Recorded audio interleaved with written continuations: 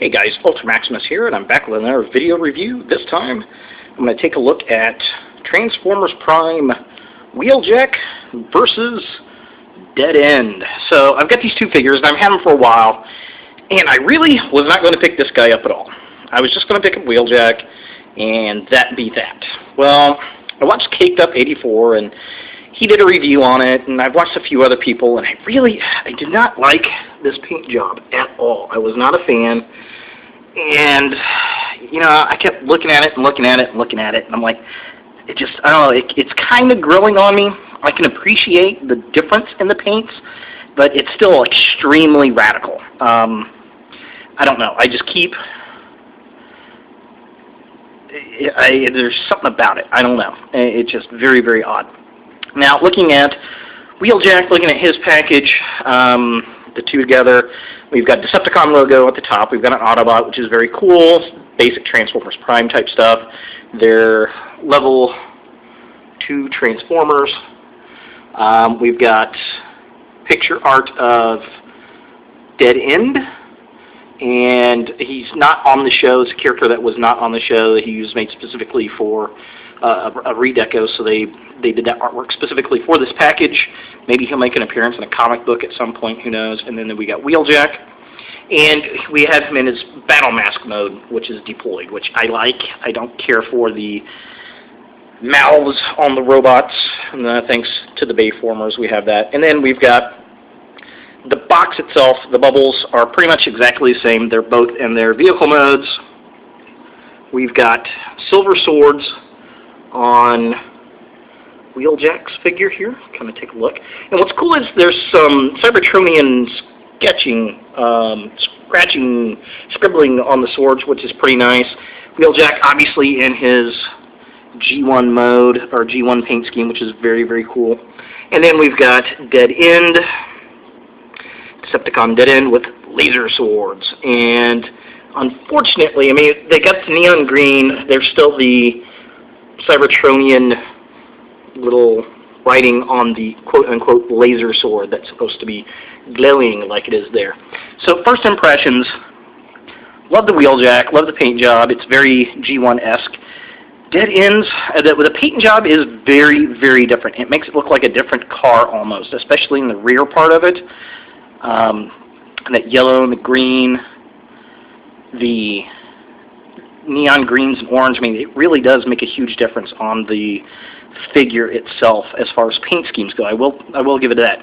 If they were going to use the Dead End name, I wish they would have went with G1 colors for the Decepticon. I would have liked that a little bit better, but they didn't. Yeah, I don't know. So looking at the back of the box, let's compare the two. We've got, it's basically they're in the same pose. It's probably the same, well no, it's a little bit different pose. The vehicles, I find interesting that the swords are displayed differently in the vehicle modes.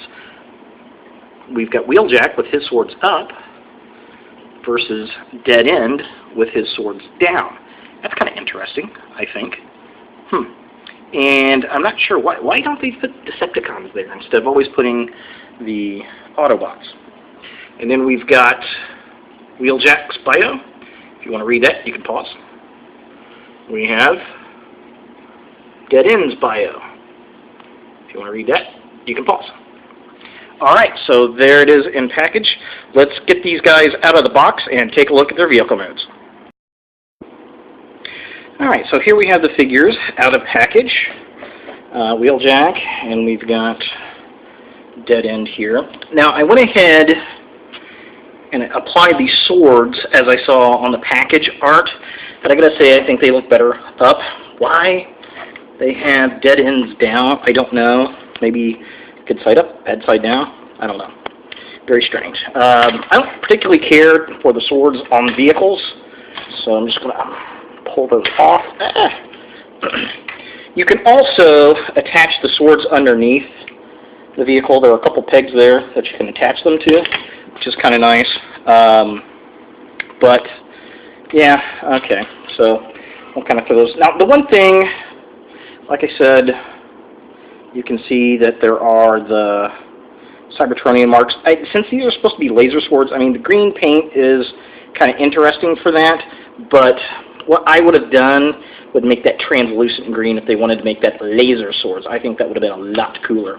So, alright, so swords aside, here are the vehicles. Yeah, they roll pretty good. They've got great detail, especially, let's take a look at Wheeljack first here.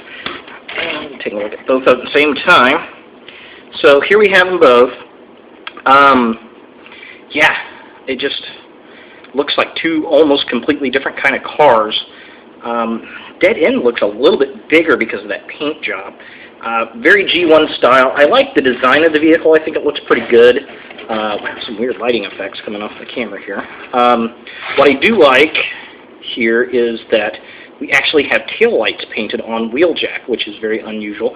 It'd been nice to get those on here. It's unfortunate maybe use the orange and yellow there. That would have been nice. But we do have a Decepticon logo here on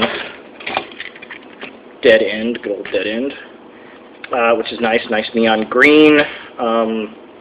Yeah, we don't have an Autobot logo on Wheeljack's mode, and I noticed my Cliff Jumper doesn't have an Autobot logo anywhere, neither does my Soundwave, which is very strange.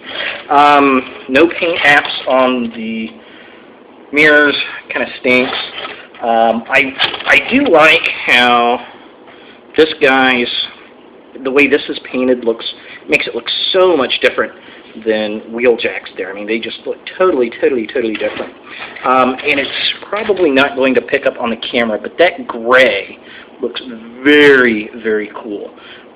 It's just got this nice little swirl in the paint that just makes it look really nice. Bright colors. I mean, it's a lot of paint. It looks, I mean, it's a good paint job. It's well painted. It's just so radical.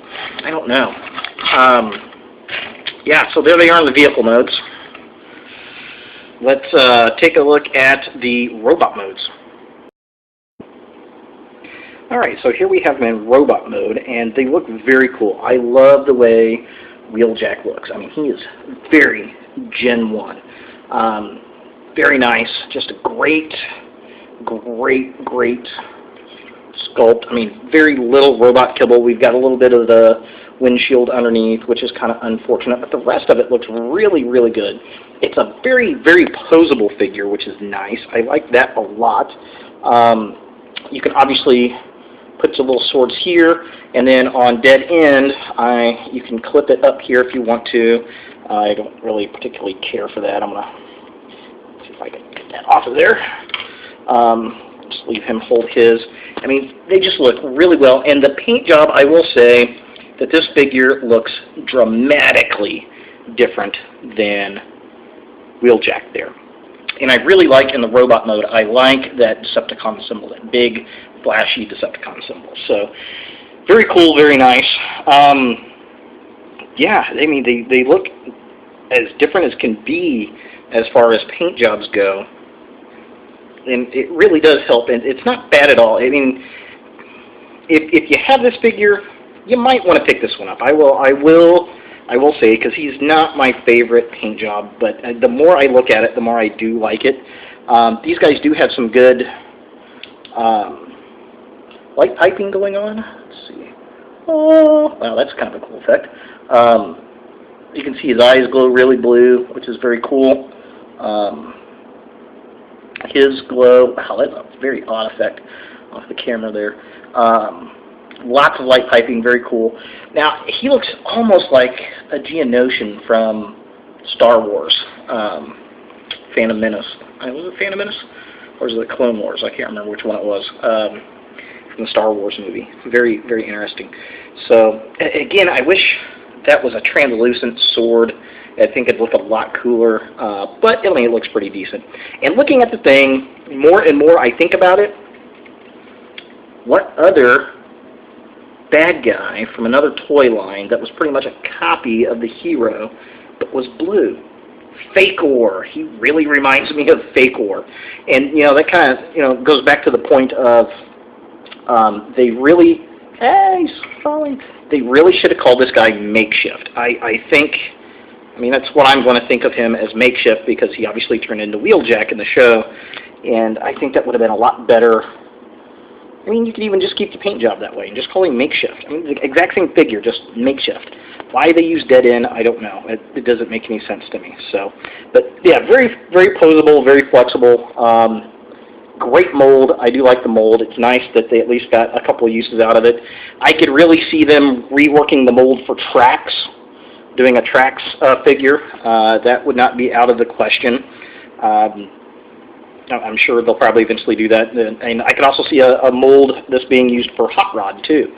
So those are two other uses I could see for this, or maybe even Sunstreaker and Sideswipe. I mean, you could do quite a few different things with this mold and just slap a different head on there. So hopefully we get to see some of that kind of stuff. But all in all, I really like Wheeljack. If you're a Wheeljack fan, you gotta have this figure. I mean, he is probably the best Transformers Prime figure I have picked up so far. He is on par with the Generations figures, and I mean, he could be a Generations Wheeljack easily. You could just throw him in that line there. He is that damn good. He really surprised me at how much I really, really liked this figure. And this figure, like I said, I was not a fan of the paint job. Caked Up and I had a few discussions over YouTube about it, and the more and more I look at it, the more I like the figure. Would I have got that figure by itself? No. I had to have Wheeljack before I even thought about getting this guy. So together as a pair, I think it's pretty cool. I'll probably set them up in an action pose where they're fighting, where I got a Wheeljack versus makeshift. And I'm really upset there are no Autobot. What is with the Transformers Prime figures and no Autobot and Decepticon logos? There's very few of them that do, and the only two that I have that do are Decepticons. It's Megatron and Dead End. The only Autobot that I have that has logos on it is Optimus Prime. What is up with that? So definitely going to have to get some stickers, I think, and slap on these puppies. But other than that, pretty cool. Best figures of the Robots in Disguise Transformers Prime toy line out there. So there it is, guys. There's the comparison of the two figures. I hope you like it. Look for more videos in the future. I've got a contest running. It's a featured video on my channel. Check it out. I'm giving away free stuff. And thanks for watching.